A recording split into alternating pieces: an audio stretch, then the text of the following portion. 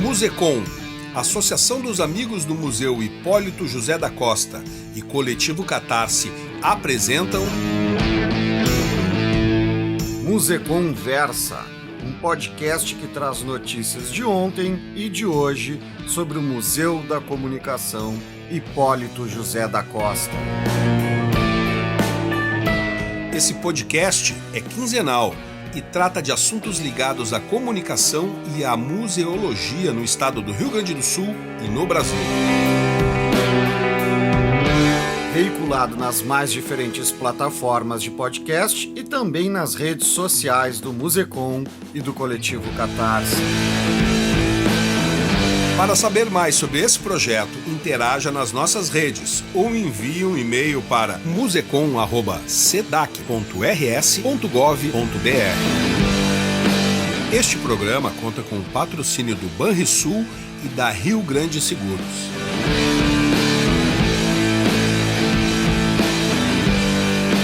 E no programa de estreia, a gente recebe no Estúdio Monstro, sede do Coletivo Catarse. Quem, Marcelão? Wellington Silva e Paulo Roberto Correia, diretor do museu e presidente da Associação dos Amigos do Museu. Então tá, vamos direto pro estúdio. Estamos aqui no estúdio para a gente fazer a primeira entrevista do podcast Musecom Versa. Podcast que é uma parceria, da Associação dos Amigos do Museu Hipólito da Costa, do Museu Hipólito da Costa e do Coletivo Catarse. E aqui no estúdio, além desse que vos fala, Marcelo Colgo, temos também o Gustavo Turque. Nós aqui juntos, mais uma vez. Quem ouve o material aí do Coletivo Catarse sabe que a gente está sempre junto nessas paradas. E aqui recebendo então para falar no podcast, no primeiro episódio, a gente tem o Wellington Silva, que é diretor do Museu Hipólito da Costa. Dá um olá para a galera aí, Wellington. Olá pessoal, bom dia, boa tarde, boa noite, quem vai nos ouvir aí nas variadas horas do dia. É um prazer aí tá iniciando esse projeto tão bacana aqui hoje. Maravilha, então também o Paulo Roberto Correia, né, Paulo? É isso aí, pessoal, presente aqui também, representando a associação.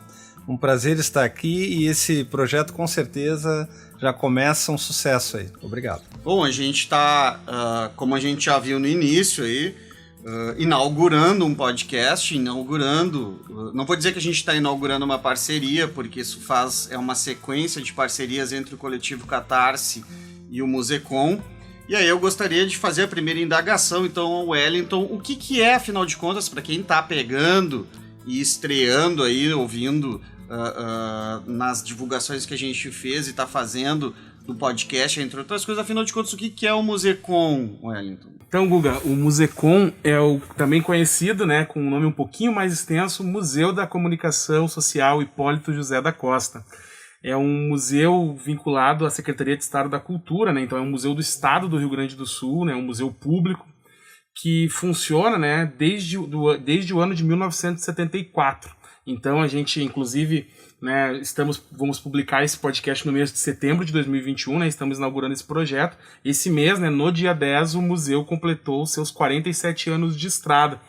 E é um museu aberto ao público, gratuito, como eu falei, e que ele tem como missão preservar a memória da comunicação produzida aqui no Estado, ou que seja também referente aqui ao Estado, porque muitas das coisas, tanto os agentes que produzem comunicação, ou tanto os produtos de comunicação, às vezes não são produzidos exatamente aqui no território gaúcho, mas tem toda uma relevância aqui para com a nossa cultura, E quando a gente está falando de comunicação, que comunicação seria essa, Que objetos, que memórias são essas que estão presentes ali no Museu da Comunicação?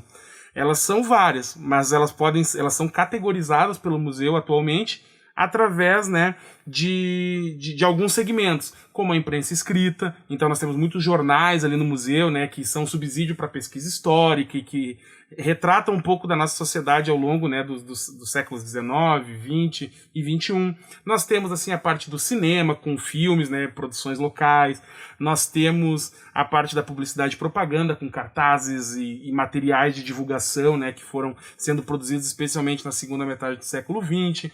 Nós temos a parte de fotografias, nós temos a parte de rádio e fonografia, né, e nós temos também a parte assim do tridimensional, essa parte do tridimensional mais voltada para a parte dos equipamentos de comunicação, que também, né, tem um período bastante datado, algo bastante objetivo. É algo que certamente quem tiver a oportunidade de visitar o museu vai se encantar, porque é inacreditável, né? Pessoal que não é tão das antigas assim, inacreditável ver como eram os equipamentos antigamente de televisão, de jornal, né, linotipos, coisas do gênero. Assim, é realmente incrível a gente perceber o avanço da tecnologia nesse campo da comunicação. Bom, vamos repetindo sempre que possível, o museu, né, é um museu mesmo, não é um projeto de internet, ele é físico, né, e ele tem um endereço aqui no centro de Porto Alegre, na Rua dos Andradas, 959, esquina com a Caldas Júnior. Bem ali na frente do Correio do Povo, Rádio Guaíba, sede, bem em frente tá ali o Musecom, né? Quem quiser chegar, qual é o horário de visitação ainda? A gente está, no momento, né, atravessando ainda uma recuperação aí com as questões da pandemia, né? Então isso vem alterando bastante, mas atualmente o museu tem funcionado, né, de terça a sábado, das 10 às 17 horas. Então, assim, a gente sempre sugere que o pessoal acesse os sites, né, e as redes do museu para dar uma olhada, para ver como está funcionando naquela semana. Um detalhe interessante que eu gostaria de comentar, inclusive nessa esteira aí, né, Guga, de ser, assim, um espaço físico, né, ele é um espaço físico também marcante da cidade, no sentido de que se trata de um prédio histórico, né, o prédio, né, que é a sede do museu atualmente, que fica ali na Rua dos Andradas, como a gente acabou de comentar, ele era o antigo prédio do jornal A Federação. Então, o museu, ele ocupa um espaço, né, que era um antigo jornal da cidade, que já produziu o Diário Oficial e que, curiosamente, no ano que vem, né, em 2022, completa 100 anos. Então, é um prédio quase centenário, né, preservado pelo patrimônio histórico estadual, né? Então com uma série de elementos ali que tocam um prédio histórico. Bacana, vamos trazer o Paulo Roberto para a conversa? Vamos. Paulo Roberto, tu representa aqui, né, para o pessoal que está ouvindo, a Associação dos Amigos do Museu Hipólito da Costa.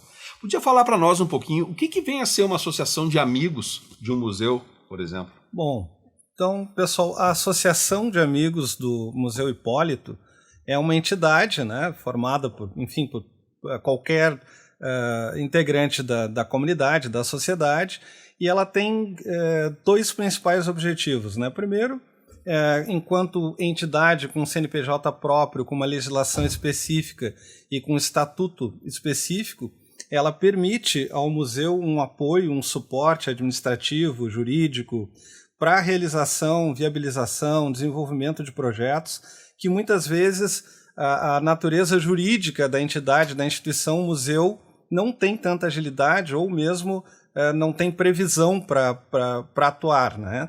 Então, toda a associação de amigos, e isso é uma prática comum, felizmente, né, para apoio a entidades públicas, a maioria dos museus tem a sua e outras instituições culturais, não apenas culturais, né, de outros setores, ela serve num primeiro momento, então, para apoiar, para viabilizar e para servir como um agente legal na viabilização desses projetos, intermediando junto com o museu a realização deles.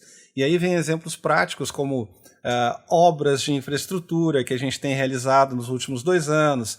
A associação contrata os fornecedores, utiliza verbas de diferentes fontes que às vezes o museu não tem acesso, né? Ou não poderia em função da sua natureza institucional. Tudo, obviamente, seguindo a legislação, né? Então existe uma legislação federal, inclusive, que rege as associações de amigos. E então ela atua fortemente nesse sentido, e nesse sentido, nos últimos 2 anos, felizmente, com total colaboração e atuação do museu, conseguimos desenvolver melhorias significativas, por exemplo, no prédio, na estrutura física. E o segundo objetivo ou razão de existir da associação, né, de uma associação de amigos, é naturalmente engajar a sociedade para participar, para, enfim, usufruir do que é seu. Porque quando a gente fala de entidades públicas, é o contribuinte, são as pessoas, é o cidadão, né? Que, contribuinte ou não, enfim, é o cidadão que tem o direito de utilizar isso. E agora há pouco a gente estava conversando sobre isso, né, Paulo? É importante a gente dizer, aqui no Brasil, muitas vezes a gente tem aquela coisa, né, o pagador de impostos. É bom que se diga que aqui no país todo mundo que vive paga imposto de uma forma ou de outra, né? Porque não é impossível comprar um chiclete, uma bala, um Já prego pagou. sem estar pagando imposto. Então, né? Acordou, também é nossa, é de toda a população. Acordou, abriu a torneira, ligou a luz, está pagando imposto. Né? Isso aí. Bom, a gente está falando da estrutura organizativa do museu e da associação. Aí, como esse aqui é o programa inaugural, a gente também vai trazer, então, como é que se estrutura, afinal de contas, o museu. Vocês são gestão, né? Vocês são gestão de quanto tempo? Quanto tempo já existe a associação, o museu funcionando também para a gente chegar até 2021? Perfeito. As gestões, né, do museu, elas não, ao contrário da associação de amigos, elas não são reguladas através de eleições ou nada nesse sentido, né? A gestão ela é designada pela Secretaria de Estado da Cultura, então assim pelo secretário, pela secretária de Cultura, né? Ela designa então os cargos de chefia para atuar nessas instituições, que podem ser tanto, né, pessoas vinculadas ao próprio quadro do Estado, como pessoas de fora do Estado, né? Então essa é uma possibilidade. No meu caso, né, eu, como atual diretor do museu, eu assumi em abril de 2019, passei a atuar na instituição e eu sou o primeiro museólogo de formação, né, a atuar como diretor do museu. Isso é bastante interessante, assim, né, e a gente agora tem uma colega também, museóloga, que assumiu no Museu Júlio de Castilhos, nessa atual gestão, que a gente teve, né, no caso do Museu da Comunicação, sempre teve assim, muitos jornalistas, muitas pessoas vinculadas à área da comunicação, né, gerindo a instituição. E agora, então, a gente vem tentando, né, desempenhar um olhar com um foco mais museológico, né, do processo museológico, né, para o espaço. Quer falar um pouquinho? Também tem formação, né? Eu também sou museólogo formado e também experiências anteriores passei pelo jornalismo, pela publicidade, já atuei em veículos como a TVE, como a FM Cultura, mas isso há muito tempo atrás. Tive a honra de ser office boy na TVE, foi maravilhoso e também datilografei alguma programação lá na FM Cultura. Mas eu acho que isso é muito importante porque quando a gente fala atualmente, né, em gestão, a questão da profissionalização ela é básica. Então, assim, um museu ele tem características independente da temática que ele abrigue, né? Do seu acervo, enfim. Sim, sou também formado em museologia na URGS, tive também o prazer de ser colega do Wellington, né? E cheguei na associação também dentro dessa demanda e da nossa rede de relacionamento com o objetivo de levar esse olhar, né? Mais suporte, né, também, né? E é importante, porque, por exemplo, um instrumento básico, que aí também é muito simples não, muito óbvio, mas que não se tem em mente muitas vezes, é um plano museológico, né? E isso a gente aprendeu no decorrer da nossa formação na faculdade, e a associação procura também trabalhar tendo esse documento como um norte, né? Então a gente tem feito trabalhos em conjunto, mas sempre entendendo que existe um objetivo de gestão que une essas duas diretorias, né? Então, assim, não é porque... E isso, aliás, é fundamental, porque, às vezes, não necessariamente a associação ela tem que dizer sim para tudo que o museu decide. A associação é uma entidade que tem autonomia. Mas quando se trabalha em cima de um projeto comum, né, pautado por um documento científico, por algo que realmente se constituiu de uma forma profissional, a coisa flui bem melhor. Bom, museus, eles são locais que recebem acervos, né? Locais específicos, entre várias outras coisas. Bom, tem acervo arqueológico, acervo disso, acervo daquilo. Como é que se constituiu o acervo do Musecom e como se faz a manutenção desse acervo que tu já descreveu na tua fala inicial aqui, Wellington? Perfeito. O O museu, né, e o Museu da Comunicação, assim como vários outros museus, eles normalmente têm a origem justamente na reunião de acervos, né? Então, assim, a partir do momento que tu reúne os acervos em determinado lugar, ali acaba se fundando um museu, né?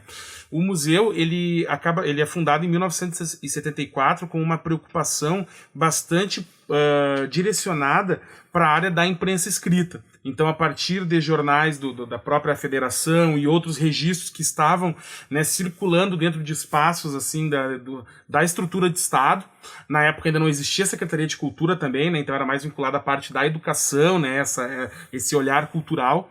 Então, existia uma força-tarefa de jornalistas, né, que passaram a olhar para isso. Um dos expoentes desse movimento, né, que liderou essa movimentação com o apoio de vários outros e outras jornalistas, foi o jornalista Sérgio de Lemburg, então, que passa a ir nesses espaços. Ele estava fazendo uma cobertura, né, ele trabalhava no Correio do Povo, se eu não me engano, na época, então ele estava fazendo uma matéria e viu essa realidade, então ele passou a escrever sobre isso e tentar mapear onde estavam esses jornais.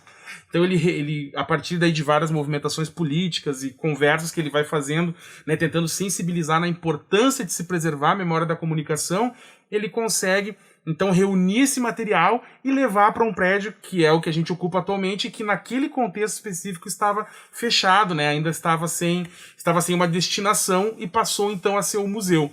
Então ali o museu nasce. Mas aí outras coleções, assim como eu mencionei anteriormente, né, foram sendo mapeadas pelo museu e trazidas para ele. Aí nós temos a parte do cinema, a parte da televisão, a parte, né, da publicidade.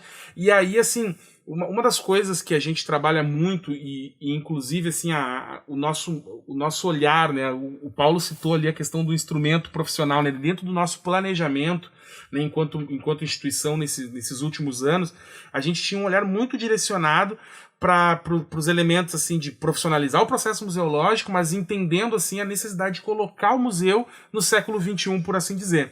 Isso passa por um entendimento dessas novas formas também de fazer comunicação. O Marcelo brincou anteriormente, né, como é curioso a gente olhar para o linótipo, né, na produção da imprensa, mas hoje também a gente tem muitas novas formas de fazer comunicação, de fazer imprensa e de produzir, né, dentro desse círculo. Então a gente começou a tentar, né, trazer, diremos assim, o museu para o hoje. Esse podcast, os sistemas de informação que o museu tem publicado, daí entra numa questão que tu colocou, né, Gustavo? Que é assim, como o museu lida com isso hoje. A gente faz, né, um trabalho que é amplamente ostensivo, porque a gente tem muitos acervos, o Musecom tem mais de 700 mil acervos, então pra vocês terem uma ideia, é um volume bastante significativo, mesmo dentro do mundo dos museus, por assim dizer, né? A gente tem muito material preservado ali no prédio. Então a gente, dentro de cada uma daquelas realidades que eu citei, a gente tem uma série de rotinas e procedimentos que são assim do dia a dia, como eu já mencionei, né, rotinas que a gente vai trabalhando todo dia tentando preservar esses suportes, mas hoje a gente investe muito com o apoio da associação em projetos para, número 1, tornar isso, dar acesso ao público, né, desse material. Então ele está guardado lá, mas que o público consiga acessá-lo. Então a gente vem trabalhando assim com muitos processos de migração de suporte, pegando, né, digitalizando jornais, digitalizando os filmes, digitalizando documentos, digitalizando imagens e colocando isso nos nossos canais, né, de difusão na internet. Então repositórios, né, que para quem acessar o nosso site, é o www.musecom.br, vai conseguir acessar e ver um pouco disso que a gente está falando aqui, né? Então ver um pouco do que são esses acervos que estão preservados no museu e ver um pouco desse trabalho que a gente vem fazendo em parceria lá, né, Paulo? No processo de digitalização e no processo do dia a dia das coleções. Aproveitar o gancho aqui, eu acho que isso é fundamental, e quando a gente fala em museu e fala em acervo, né? Então a gente tem, a princípio, aquela ideia de um local físico com coisas dentro, né? Óbvio que também é isso. E é importante, né? Mas quando a gente expande um pouco o raciocínio, a reflexão para uma temática que é comunicação, então tu vê que o guarda-chuva ele é muito maior, né? Porque hoje qualquer pessoa que publica algo na sua rede social está fazendo comunicação. Então a instituição em si, o próprio prédio, nasce de uma comunicação mais tradicional que em 20 anos mudou completamente. Então, na nossa visão também, ele precisa ser um espaço não só para o acervo que já existe, mas um espaço de encontro de pessoas, não só o espaço físico, né? Mas aí o podcast aqui também acredito que seja também um movimento nesse sentido, é interagir com pessoas e colocar essa temática da comunicação que talvez nunca esteve tão presente na vida de qualquer um como está hoje, através das novas tecnologias, e cada vez vai ficar mais ainda, em qualquer faixa etária, em qualquer classe social, em qualquer atividade, é trazer ela e dar o nosso apoio, porque afinal de contas é um museu da comunicação, não um museu do acervo que está lá dentro apenas, né, Wellington? Então agora, né, o podcast, tu citou o podcast, né, vocês dois citaram o podcast, a gente está em setembro, mês de aniversário do museu, a questão toda assim, o que mais que o museu tem feito então em relação a isso de, né, se colocar nessa modernidade, nesse século XXI, né, na década de 20 do século XXI, o que mais tem vindo aí? O que o museu está aprontando, tem colocado aí à disposição do público? Perfeito. O processo, né, isso o Paulo citou anteriormente também quando falou em estrutura, né, a gente quando menciona estrutura, a gente não se refere somente, né, a uma estrutura física, mas assim, a gente vem mapeando e desenvolvendo uma série de iniciativas para tentar estruturar justamente um trabalho, né, nessa ideia, nessa esteira que o Paulo colocou aqui, de um museu, né, da comunicação mais voltado ao digital. Então isso envolve desde uma estrutura de preservação digital, né, que é muito importante também que a gente desenvolva, então a gente vem traçando iniciativas nesse sentido, então investindo em equipamentos, em estruturas e também em tecnologia, né, que às vezes não é algo concreto que a gente pega, mas é questão das redes justamente no trabalho, né, e também investindo no posicionamento, na criação, né, de repositórios digitais de acervos, que foi aqueles que eu citei anteriormente. Isso foram algumas das iniciativas, a gente trabalhou também e quando a gente for embalar o podcast aqui a gente vai apresentar um pouquinho desses serviços, né? A gente vem traçando também muitas iniciativas em parcerias aqui com a Catarse, com outras produtoras também, no sentido de apontar serviços que possam ser acessados de qualquer lugar e que tragam na sua raiz, né, no seu coração, aquele acervo que a gente tem lá e também outros. Então, para citar alguns exemplos, a gente tem publicado catálogos digitais, temos trabalhado com a ideia de cineclubes, onde a gente propõe atividades na esteira online e trabalha com acervos, né, e com filmes. Nós temos, né, tudo isso está lá, né, o Paulo menciona aqui, tudo isso está lá no nosso site, né, o museu estava sem um site, na ocasião a gente tinha somente uma página dentro do site da Secretaria. Sim. Então a gente produziu um novo site. E até assim, Wellington, quando a gente coloca Musecom, a primeira coisa que vem é essa página, né, na Secretaria. Qual é que é o endereço do Musecom atualmente? O Musecom atualmente ele fica no www.musecom.com.br. E também, assim, outro trabalho que a gente vem investindo bastante é num trabalho também com as redes sociais, né? O museu, ele estava com um trabalho um pouco deficitário nesse sentido, a gente vem investindo bastante, é um trabalho de continuidade que a gente precisa dar, né? Isso precisa... E a gente hoje, assim, consegue apontar e vimos trabalhando aí em várias das redes sociais, né? As de maior circulação. Então a gente tem uma presença lá no Facebook, temos presença lá no Instagram, no YouTube, no Twitter, no TikTok, para nos achar nessas redes, todas elas, né, a gente sempre usa o usuário Visite Musecom. Então, se tu procurar, né, provavelmente na rede social que tu mais usa, e Visite Musecom, tu vai nos encontrar lá. Eventualmente, como a gente ainda está tentando ampliar isso, e o podcast é uma iniciativa, né, entre outras coisas, algumas a gente tem um volume maior de conteúdo, outras um pouco menor, mas essencialmente tentamos estar na maioria delas possível, né? Então, a gente está aqui conversando com Wellington Silva, né, da direção do Museu da Comunicação, José Hipólito da Costa, ali situado na... Cara, eu sei que é na esquina da comunicação, né, velho? Andrade... Andrade Neves, não. Andrade Neves, não. Rua dos Andradas com a Caldas Júnior. A Caldas Júnior. Fica também, né? Quem conhece aqui a Praça da Alfândega, um pouquinho depois da Praça da Alfândega, quem vai em direção ao Rio. Bem fácil de achar ali, bem tranquilo de chegar. Quem estiver dando uma banda pelo centro de Porto Alegre, ali nessa região que é muito movimentada, cara, não custa nada dar uma chegada ali. E eu ia te fazer essa pergunta, Gustavo. Desculpa eu atropelar, mas eu ia te fazer a pergunta. Tu estuda jornalismo, tu é jornalista Sim. formado e tudo.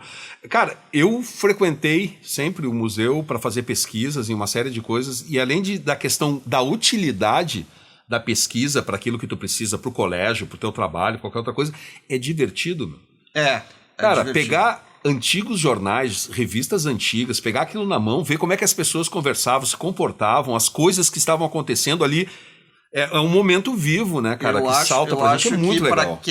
Para quem tem interesse nos processos de comunicação, nos processos profissionais da comunicação, como o jornal, o rádio, a TV, o cinema, ele te dá a possibilidade de tu encostar nas coisas. Isso é uma coisa que para mim chama a atenção do Musecom.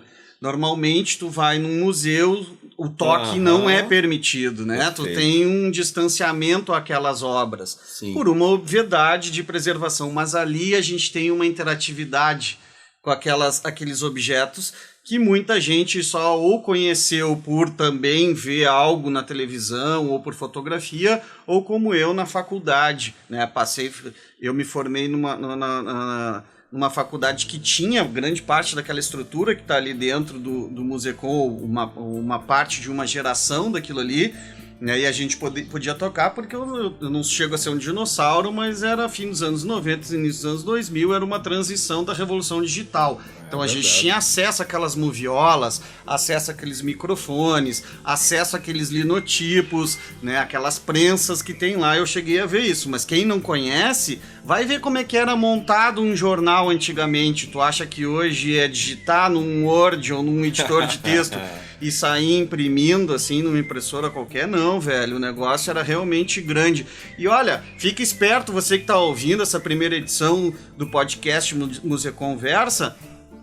No fundo aqui tá rolando uma trilha sonora que a gente vai deixar agora para terminar o primeiro bloco, o finzinho dela aí para te dar uma curtida. O segundo programa tem surpresa em cima disso, tá? A gente tá conversando aqui com Wellington Silva e Paulo Correia, eu, Gustavo Turque, Marcelo Kogo, aqui na sede do Coletivo Catarse, e a gente tá iniciando mais uma parceria com o Musecom, né, nesse podcast que vai ser também obra desse acervo. A gente vai tentar trazer um pouco aqui, num outro meio, num outro veículo, o que é, afinal de contas, esse acervo que a gente tem à nossa disposição, e não é só da comunidade de Porto Alegre. A gente literalmente está querendo jogar isso para o mundo.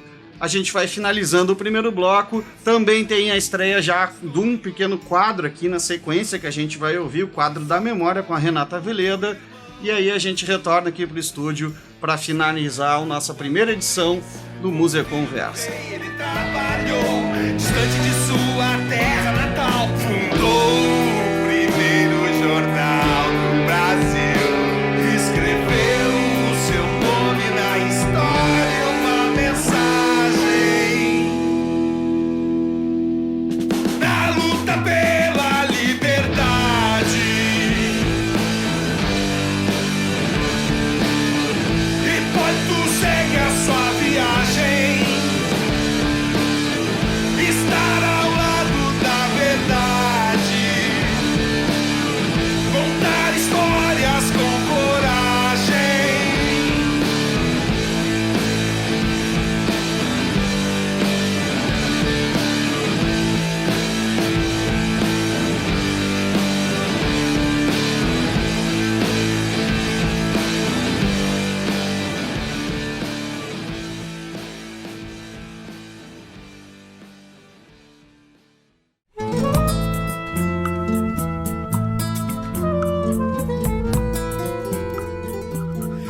Quadro da memória.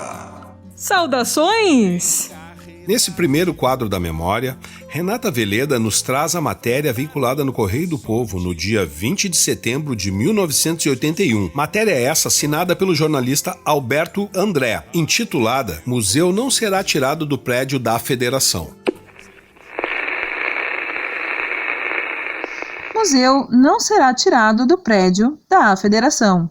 Governo determina que o acervo seja ampliado e anuncia que irá restaurar o edifício do Hipólito José da Costa. Afirmando haver tomado decisão em atendimento a pedido de entidades de classe, o governador Amaral de Souza informou que o Museu de Comunicação Social Hipólito José da Costa continuará onde se encontra, isto é, no prédio do Acervo Cultural de Porto Alegre, onde funcionou o jornal A Federação. O pronunciamento ocorreu no começo da semana finda, quando Piratini recebia jornalistas, publicitários e relações públicas em comemoração ao Dia da Imprensa. Outra notícia dada pelo governador. determinei a doação de equipamentos da antiga imprensa oficial a este museu, para que passem a integrar seu patrimônio, servindo não só como registro da evolução da nossa imprensa, mas principalmente como material de pesquisa para estudantes e interessados no desenvolvimento das artes gráficas no Rio Grande do Sul. As duas medidas estavam contidas em memoriais e procedimentos de todas as entidades associativas e sindicais da comunicação coletiva, suscitados em maio deste ano, ao cogitar a Secretaria da Cultura, Desporto e Turismo do Estado de reunir as instituições culturais da pasta, inclusive o museu em referência, no edifício do ex-Hotel Majestic. Entenderam desde logo os comunicadores que o museu não podia ficar fora de seu habitat histórico. Precisamente, o imóvel que o hospedou foi a representativa das tradições do jornalismo rio-grandense.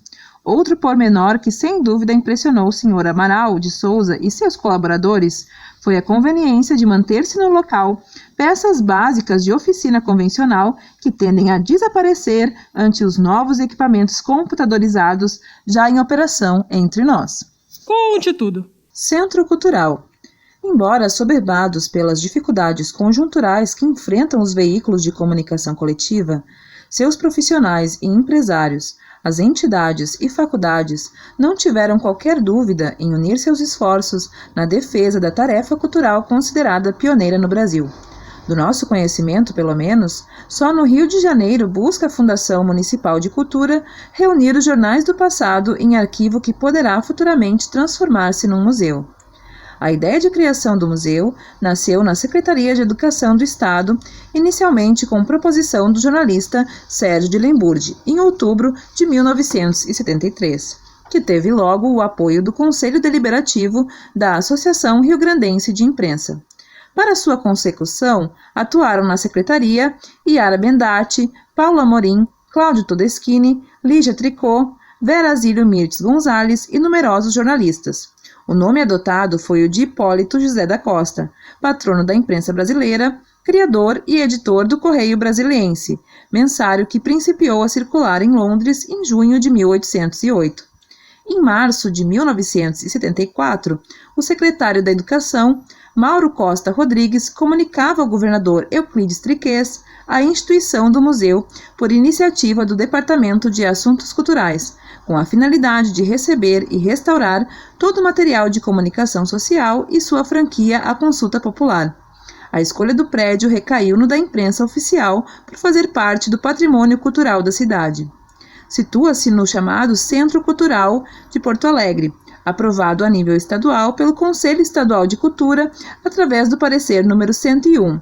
Como sabemos, propunha-se a unificação das praças e a utilização dos prédios históricos da área, entre outros os do Cinema Guarani, Farmácia Carvalho, Correios e Delegacia Fiscal, entre eles, naturalmente, o da Federação. Quero lhe ouvir. Objetivos. Para que um museu de comunicação social? Pretende-se seja memória permanente e fonte de consulta para estudiosos, pesquisadores e demais interessados na história do Rio Grande do Sul através de seus jornais. O primeiro, o Diário de Porto Alegre, surgido a 1º de junho de 1827. Em suas dependências devem ficar, além dos jornais, filmes, gravações sonoras, inclusive pronunciamentos de personalidades e artistas, já se achando ali os de Mário Quintana e outros escritores. Videotapes, câmeras de TV, microfones, auditório, sala de leitura e pesquisa, salão de exposição e de exibição de filmes e slides. As mais variadas operações já integram o museu, apesar da falta de recursos, servidores e de atenção maior. A portaria que criou o museu e nomeou sua comissão organizadora foi assinada por Mauro Costa Rodrigues no dia 10 de setembro de 1974, na Secretaria de Educação, durante comemoração do Dia da Imprensa. Mais tarde, o Decreto 24.366, de 30 de dezembro de 1975, o inseriu na estrutura administrativa do Estado. A preferência da sede consta da mensagem enviada ao Palácio Piratini, já referida, e partiu no Conselho Estadual de Cultura. O antigo prédio, diz o documento, faz parte do acervo histórico da cidade. Em suas palavras, quero viajar! Planos. No seu pronunciamento, Amaral de Souza confirmou o que havia dito a este jornalista. quando comparecemos ao Palácio para reivindicar a permanência da instituição na atual sede. Estava o governo disposto a fornecer recursos para a restauração do prédio, atualização de suas instalações elétricas, pintura, bem como para a realização plena das operações. Por sua vez, correspondência da Corag, firmada pelo seu atual presidente, jornalista Homero Guerreiro, trouxe-nos a aprovação pelo conselho da empresa da doação dos equipamentos a serem preservados e que deverão ser entregues brevemente em ato público. A solicitação igualmente partira da diretora em exercício do museu, professora Flora Fagundes, com o aval da Secretaria de Cultura, Desporto e Turismo, e seu titular e vice Barbosa Lessa e Tarcísio Taborda. Na semana anterior, ainda foi dada posse ao novo diretor do museu, jornalista Adriano Eli. Culmina assim mais um capítulo da crônica do Museu Hipólito José da Costa, que tem vários projetos para sanar suas deficiências e tornar-se a memória da comunicação coletiva em nosso estado, tendo recebido acervo parcial do Arquivo Histórico, da Biblioteca Pública e do Museu Júlio de Castilhos, bem como doação de coleções, inclusive do célebre jornal Aurora Fluminense. Precisa o Hipólito microfilmar, arquivar, catalogar e realizar as diferentes operações que possam torná-lo viável a regular consulta e execução de suas atividades.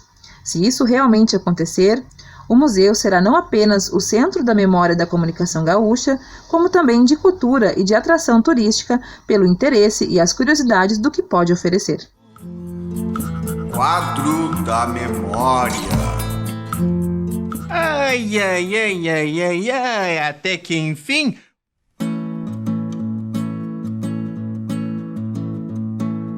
Retornando aqui então, a gente está com os amigos Wellington Silva e Paulo Correia, da direção do Musecom e da Associação dos Amigos do Musecom, né? Aqui eu, Gustavo Turque e Marcelo Cogo, no Estúdio Monstro, sede do coletivo Catarse Centro Histórico de Porto Alegre, começando mais um projeto, né, velho? Mais uma história. A gente terminou o segundo bloco, aliás, começou o segundo bloco agora ouvindo o quadro da memória, né, na voz de Renata Veleda, um quadro que vai nos acompanhar neste podcast, que é mais um elemento que a gente está trazendo desse acervo incrível que o Musecom tem, para ver se a gente consegue espalhar o máximo possível a gente diz assim, ó, é importante visitar o Musecom, mas nos ouvir aqui no podcast já vai ter uma palhinha do que é o acervo, não é mesmo? Eu acho que assim, ó, Gustavo, o pessoal que está nos ouvindo, muito interessante isso aí que a Renata, né, esse recorte que a Renata fez, né, de uma matéria que saiu, o quê? Era o Musecom, correndo o risco de sair do prédio da Federação, prédio onde ele estava instalado, né, o Wellington está falando que o Musecom está lá até hoje, e ano que vem o prédio faz 100 anos, né, e isso nos demonstra que, realmente, tu preservar a comunicação, tu trabalhar com a comunicação, tu valorizar a memória da comunicação, a memória de um povo, não deixa de ser uma aventura e uma missão, né? A gente ouviu uma série de nomes ali de pessoas que se engajaram a batalhar junto ao poder público para que o Musecom ficasse naquele prédio, porque isso é importante, né, também como história, como memória, a gente ter a coisa como uma referência física, né? Porque senão fica aquela memória indo de um lugar para o outro, carregado para lá e para cá, parece que a coisa perde um pouco de sentido, não é? Bom, eu identifiquei naqueles nomes uma professora. Uma professora. Tu vê só, bem formado então. E aí, o que vocês acharam aí desse recorte? O que chamou a atenção, Wellington? Um dos pontos que a gente discutia, né, até ao conceber assim, essa ideia do podcast, né, e o quadro da memória, assim, é a gente conseguir também trazer um pouco, né, a gente conseguir ver como esse debate era posto, né, em uma espécie de efeméride, né, há um tempo atrás. Curiosamente, né, essa matéria aí do Alberto André, como foi citado ali ao longo do trabalho, aconteceu no mês de setembro, né, há algumas décadas atrás, e alguns elementos, assim, que nem vocês colocaram, assim, são interessantes, né. Primeiro deles, um dilema também constante dos museus, né, a gente consegue ouvir nessa matéria alguns dilemas que são constantes para os museus. Um deles é a existência, e uma espécie de resistência, né? Os espaços de memória em existirem, resistirem, permanecerem. E também um outro aspecto que está relacionado com a existência e a resistência, mas é também o processo de ressignificação, que é o que a gente vem buscando, que a gente apresentou aqui no primeiro bloco, né? E a gente segue trabalhando, e é um processo constante, é um processo que não para, né? Tem determinado trecho ali que eles falam, né, a importância do museu trabalhar com microfilmagens, a importância do museu disponibilizar acesso, e esses são, né, elementos que até hoje, né, em torno aí de 30 e poucos anos depois da escrita daquela matéria, 30 anos, se eu não me engano, a gente segue na mesma... A gente segue segue na mesma missão, mas agora com outros desafios em fornecer esse acesso, outros desafios de ressignificar essa apresentação e de tornar isso acessível ao público de forma a se tornar um elemento também dentro do turismo cultural aqui do centro da cidade. Então é muito curioso, né, quando a gente traça o paralelo entre ontem e o hoje. Acho que dá pra gente imaginar, né, Paulo Roberto, que a memória é um campo em disputa constantemente, né? E o papel central que o museu exerce nessa disputa da memória, é uma disputa política, demonstra a importância, né, do porquê ter um museu da comunicação. E sem dúvida, Marcelo, e também que eu achei bem legal aí durante o texto, primeiro que eu me senti sentado lá na sala de pesquisa lendo a matéria, né? A Renata nos transportou para lá. Mandou bem, né? Leu bem. Muito legal. Muito bem. E toda a linguagem, né? Enfim, os fatos históricos. Mas uma das coisas que me chamou a atenção, Marcelo, é que sim, a memória é sempre um espaço em disputa, mas também uma construção coletiva, né? Então tu vê quantas pessoas se mobilizaram e se mobilizam até hoje. Aliás, estamos juntos aqui hoje em função disso, né? Mas também é uma história linda, porque ela é cheia de significados, né? Tu vê, tem o Hipólito, que foi uma figura fora da curva, né? Do seu tempo, um cara sensacional. O prédio, que abrigou lá o jornal antes e está aí completando 100 anos, né? Um acervo que tem que se ressignificar. Falava nas palavras da Renata ali, citando o governador Amaral de Souza, que eu me lembro do meu tempo de escola primária. Eu também. Foi o primeiro nome de governador que eu acho que eu conheci na vida, foi do Amaral de Souza, e ele dizendo a importância da imprensa escrita, né? Então tu vê coisas que... Mas resumindo, eu acho que além de ser uma história linda, cheia de significados, eu acho que não poderia existir época mais sensacional, fantástica para a temática comunicação e para um museu de comunicação do que os dias atuais, né? Porque se existe uma área que se reinventou e vai se reinventar a cada minuto, e felizmente, na minha opinião, hoje é acessível a qualquer pessoa, através da internet, enfim, de todo esse universo de novas mídias, com prós e contras, mas não importa, né? O importante é ter acesso, o que se vai fazer com isso é da vida. É a época atual. Então acho que a gente chega aí no século XXI com o prédio, com o patrono, e também com novos atores se mobilizando, mas é lindo, é emocionante escutar isso daí. Mas acho que uma das questões importantes da gente estar tratando num podcast, nessa linguagem, né, tentando abraçar isso com as redes sociais também, trazendo isso, acho que também para mim, enquanto profissional da comunicação que sou,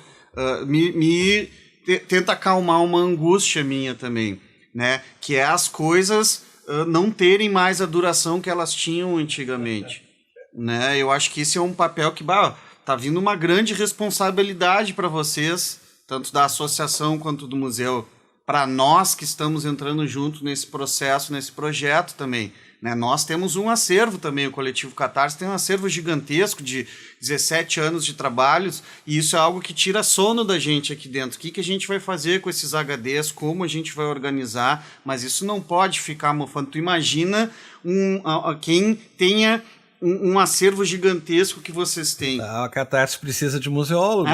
Pois né? Vamos tratar disso. Temos conversado sobre isso, Paulo. Temos que conversar sobre isso. Mas entende como hoje também...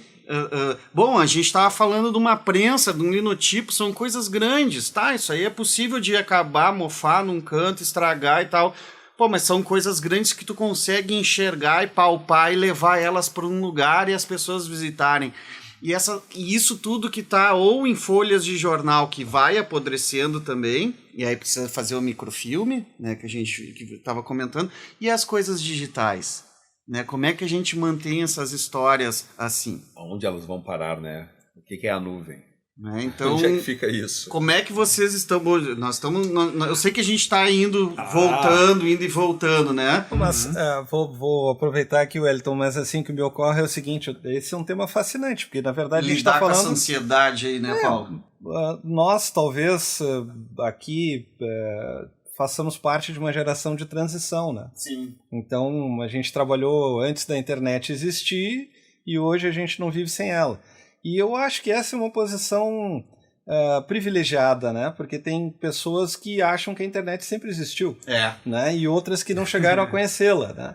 Então, assim, nessa linha, Gustavo, eu te diria o seguinte, eu acho que o importante é justamente a questão da memória, né? A importância, porque tu pode ter uma máquina gigante, como a gente tem lá no museu, que ocupa 2 andares, né? Que é uma rotativa.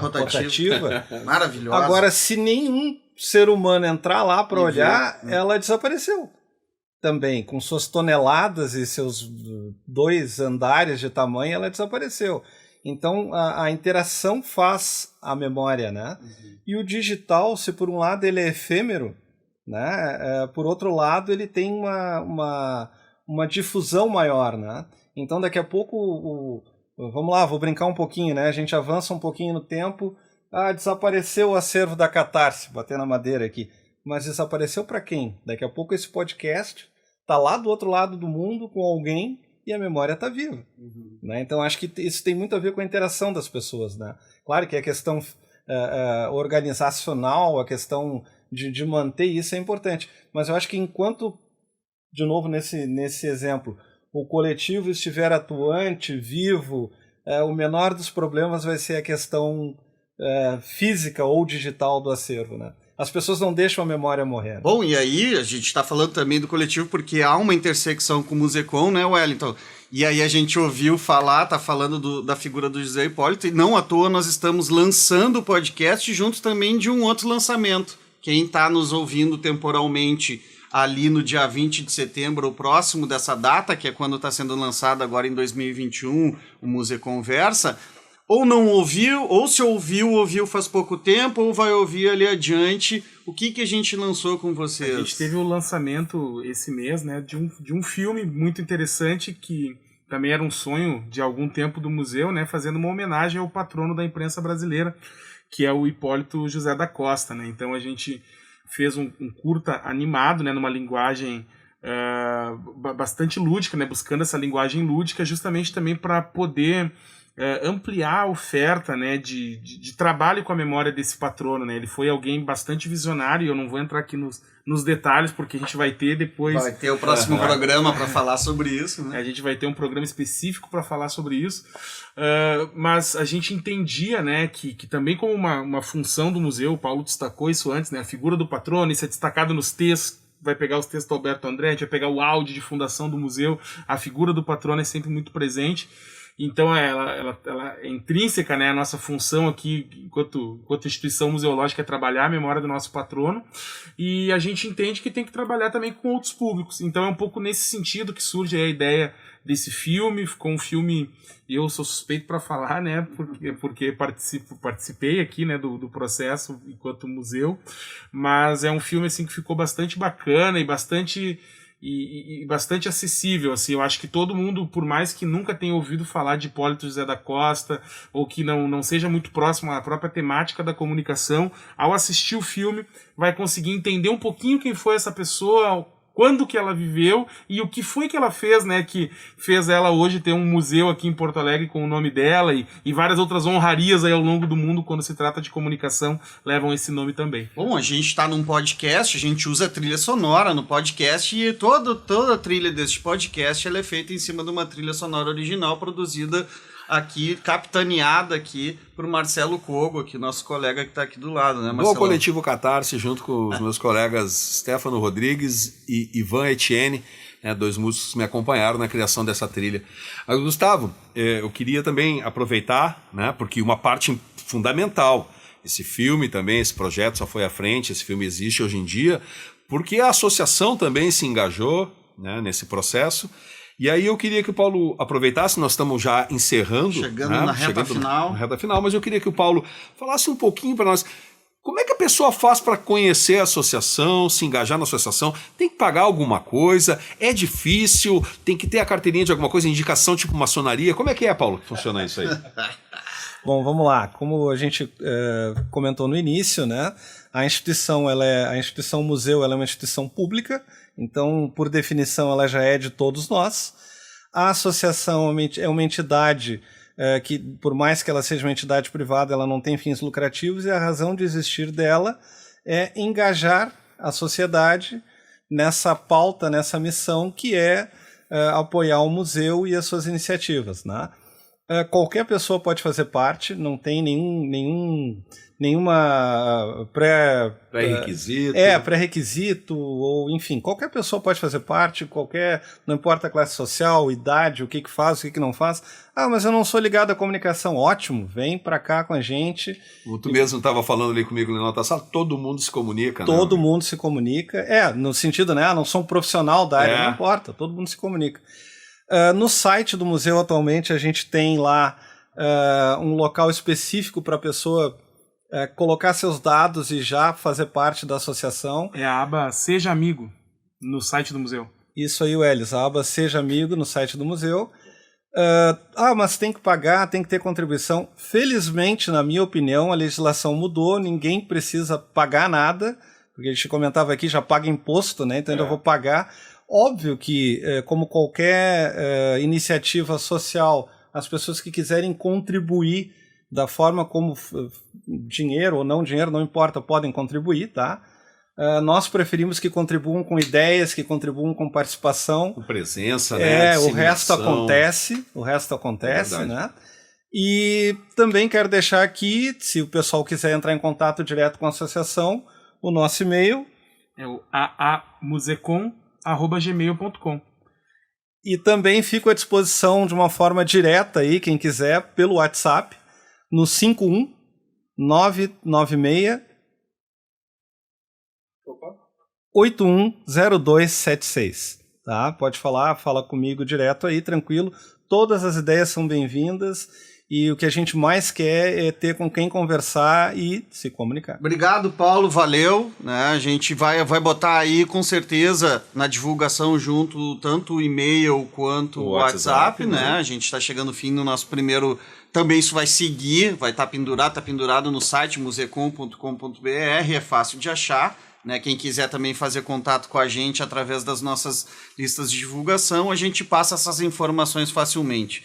Valeu, Paulo, obrigado pela participação. Muito obrigado, pessoal, e foi um prazer aí participar desse primeiro podcast e estamos sempre prontos para retornar. Muito obrigado. E aí, passar para o nosso diretor, né, do nosso museu aí, também dar esse serviço, está aberto de quando a quando, ainda é pandêmico, quando não for mais pandêmico, quer visitar, é só chegar, tá passando ali na Andradas, ali tomando um café, quer dar uma chegada, é assim? Perfeito. Então, a visitação, como eu havia mencionado anteriormente, a gente está de terça a sábado, mas a gente sempre orienta, né? A gente frisou bastante aqui a presença do site, sempre entra ali no site, ou nas próprias redes sociais, ali visite o Musecom e nos manda um recado para conferir, né? A gente costuma comunicar isso bastante, né? Normalmente de terça a sábado, das 10 às 17, nós temos também os serviços de pesquisa, né? Então, para quem não quer só ver uma exposição ou que quer efetivamente pesquisar em cima dos acervos, esse requer daí um agendamento prévio, né? Porque a gente precisa justamente ir lá e selecionar o acervo, separar ele, deixar bonitinho ali na sala de pesquisa para a pessoa poder chegar e usufruir.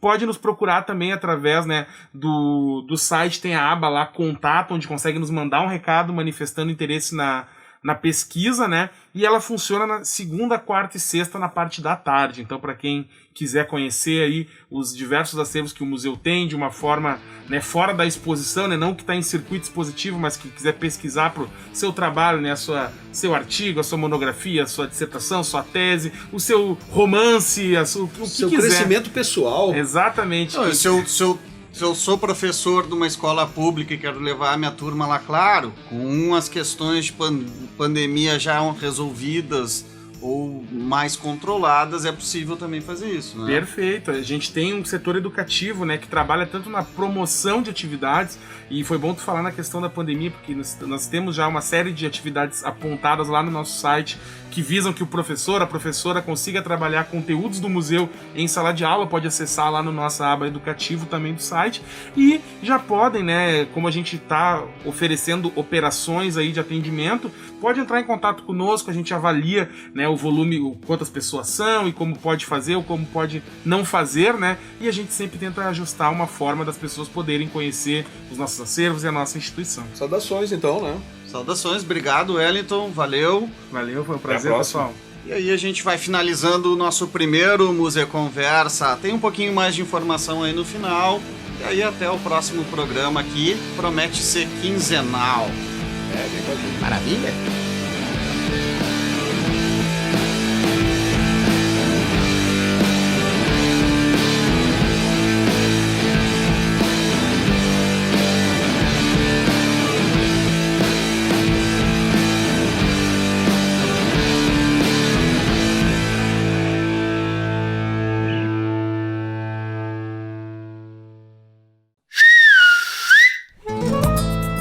Serviços do Museu da Comunicação José Hipólito da Costa, setembro de 2021. Lançamentos do mês. Catálogo Casa Elétrica Digital. Acesso pelo site musecom.com.br. Filme Hipólito Segue Sua Viagem. Disponível no canal youtube.com/musecom. Caderno Educativo Musecom em Rede. Conectando Acervos. Episódio 6. Disponível no site musecom.com.br.